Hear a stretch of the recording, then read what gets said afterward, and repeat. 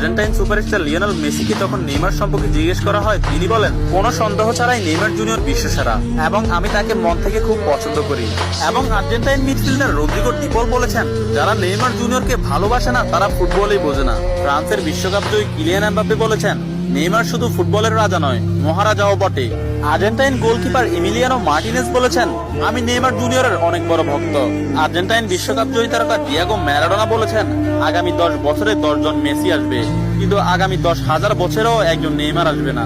Holland ও Barcelona striker Robert Lewandowski বলেছেন, নেইমারের মতো ফুটবলার জন্ম নিতে হলে আপনাকে 100 বছর অপেক্ষা করতে হবে। তাছাড়া ইংল্যান্ডের প্রিন্স ডেভিড বেকহাম বলেছেন, আজ পর্যন্ত এমন কোন ফুটবলার আমি দেখিনি যার ভেতর নেইমারের মতো ফুটবল আইকিউ আছে, এবং ফুটবলের ক্ষেত্রে কেউই নেইমারের লেভেলের নয়, সে দুর্দান্ত।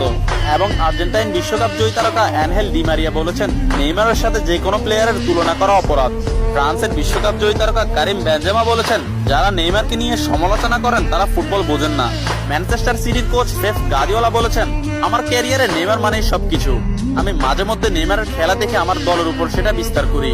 এবং স্পেনের বিশ্বকাপ জয়ী তারকা জেরার্ড পিকে বলেছেন, নেইমার ইতিহাসের সেরা খেলোয়াড়।